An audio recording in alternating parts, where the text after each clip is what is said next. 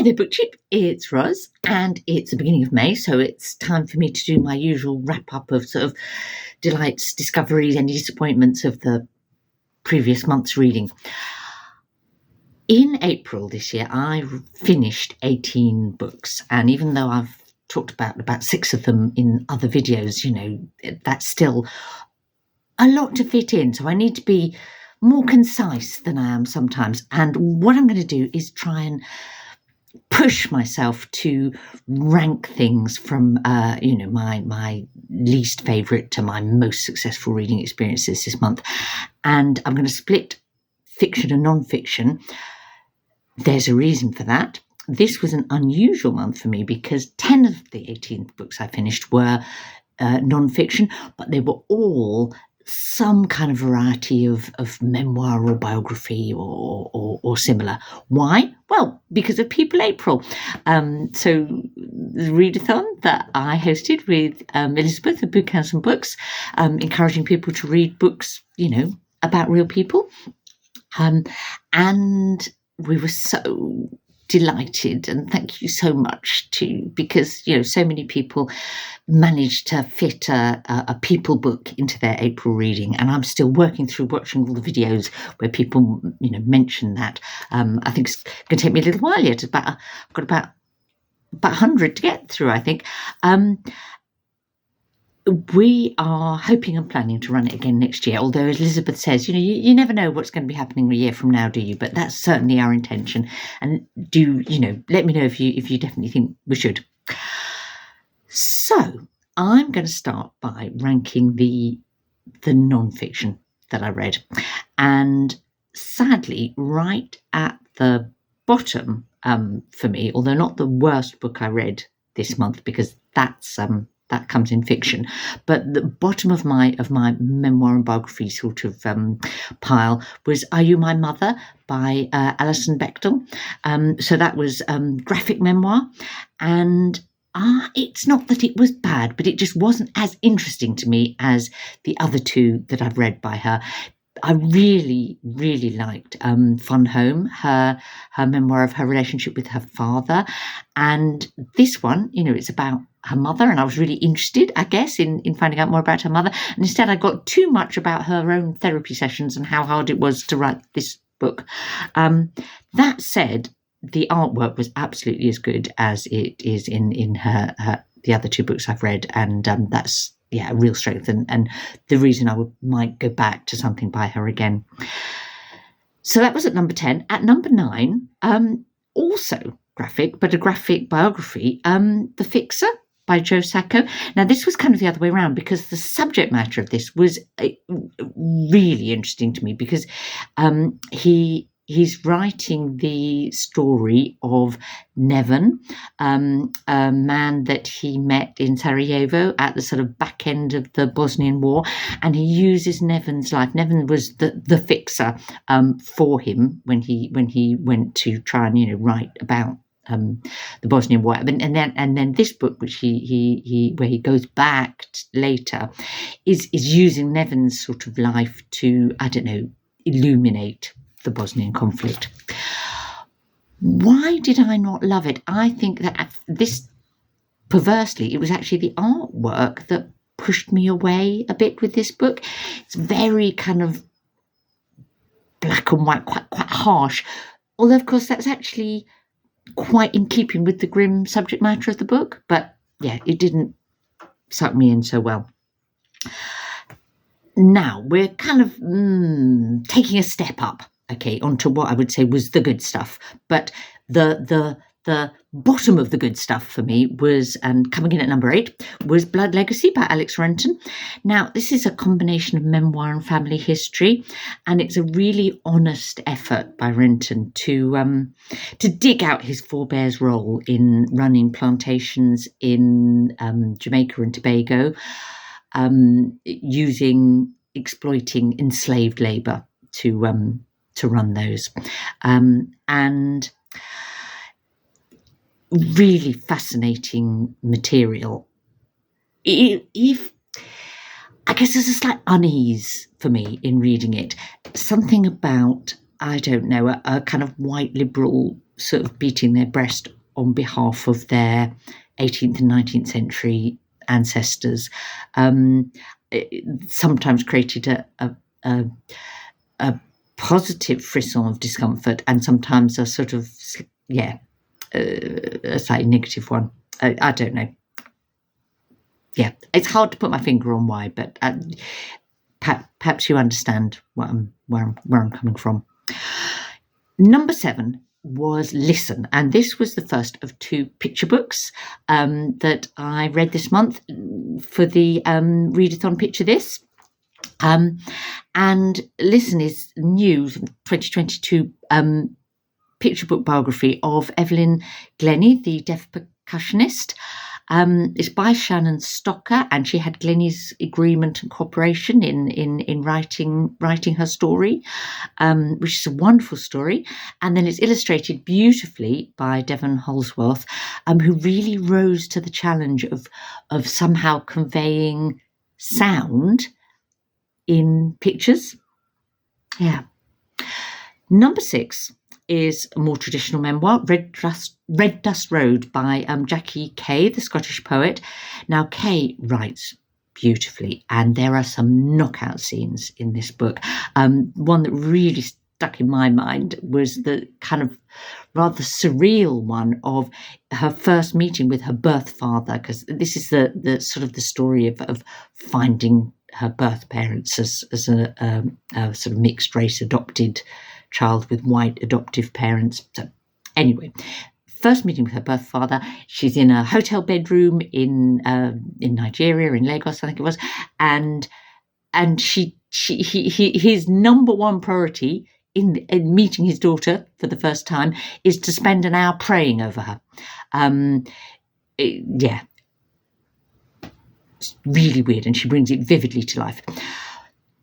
But I would say this memoir is like a really important personal journey for Kay, and she is very honest about it, and she approaches it kind of thoughtfully and creatively, and avoids sort of neatness or I don't know, neat, whether in emotion or in writing. If it maybe it wasn't quite as gripping as or as I would have expected, having absolutely loved her poetry and a novel that I read by her. But it's a jolly good book. Don't feel like I'm not wanting you to put you off it. It's excellent. I just thought it was going to be 5-star, I suppose, and it was 4. Another very personal and possibly even more intriguing memoir comes in at number 5, and that's None of the Above by Travis Alabanza. If you don't know Alabanza, they're a non-binary performer and writer, British, and this is an impassioned and reflective kind of memoir through autobiographical essays almost, about how they're steering their path through a world that is obsessed with the binary divisions and definitions. You know, a world that says, oh, well, if you're not going to be male, then can you be trans? You know, but don't be something fluid in between. And it's not perfectly written, I would say, but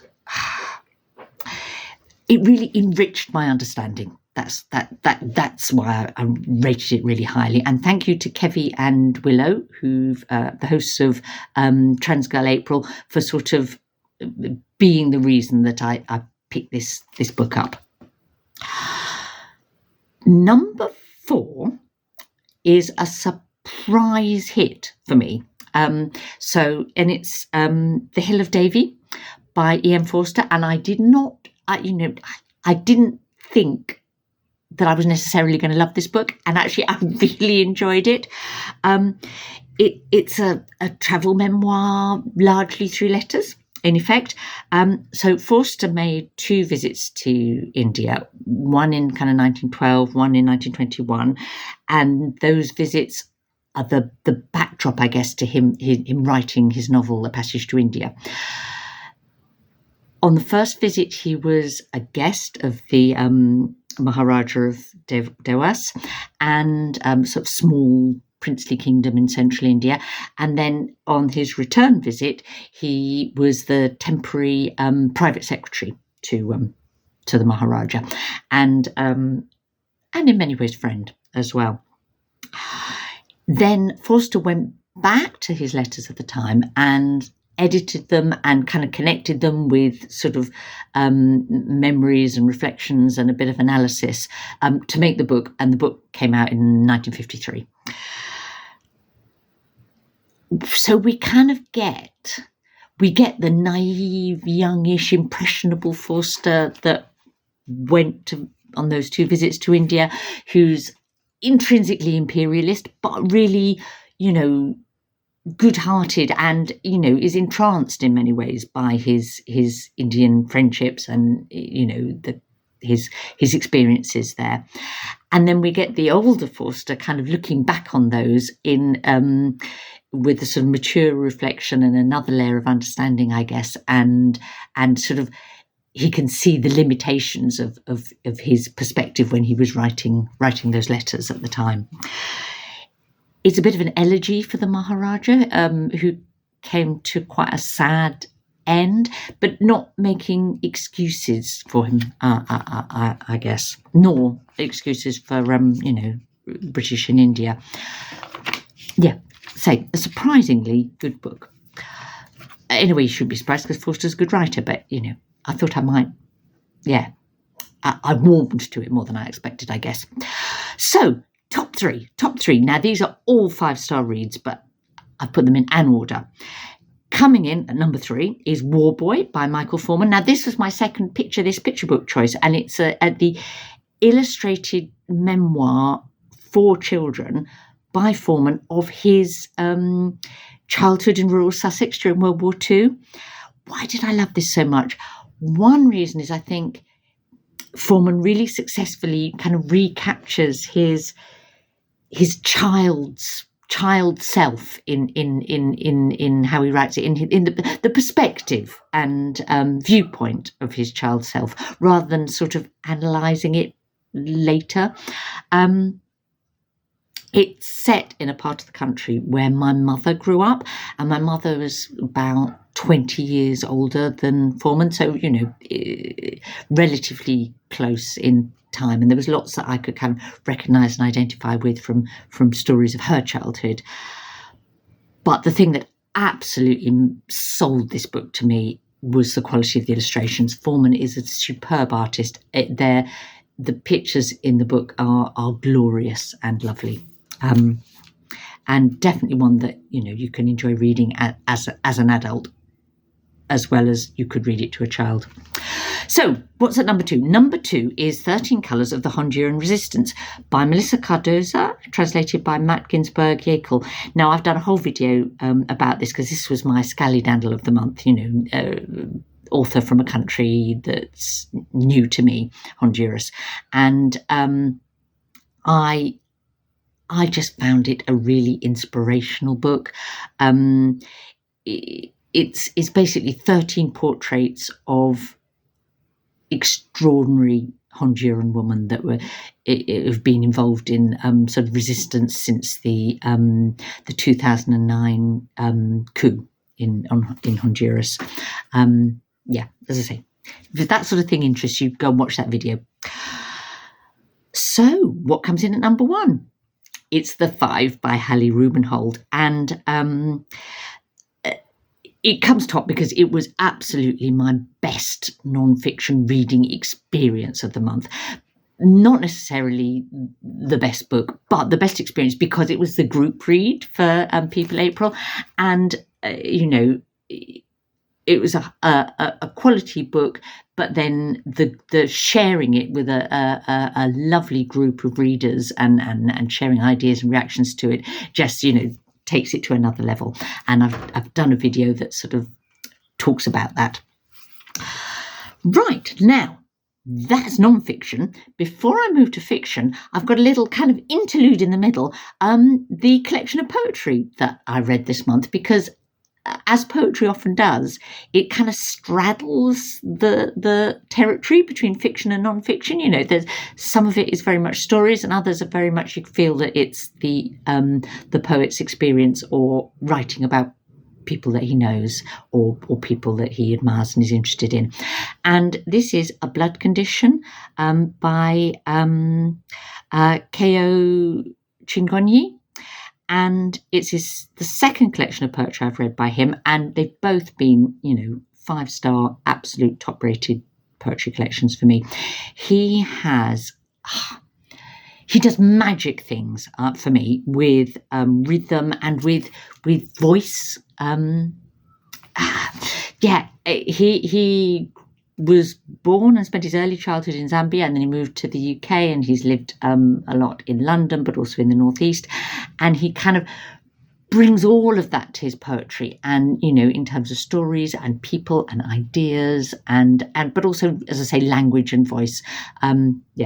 First-rate stuff. So on to fiction. Now, as I say, fiction gave me the worst book that I read this month, and that was Lessons in Chemistry by Bonnie Garmus. It's a bestseller, so some people must love it. I found it occasionally entertaining in a sort of slapsticky sort of way, but essentially I thought it was shallow and obvious and that often quite irritating. Oh God, the dog, the talking dog, the thinking dog. Oh yeah, sorry. I would have bailed on this book if it hadn't been the choice for my real life book group. I am happy to say that when I got to the book group, most of the others felt the same way about the book, so there were no fisticuffs. Otherwise, there might have been. Everything else that I read in terms of fiction was either good or excellent. So bear that in mind when, although I'm about to talk about,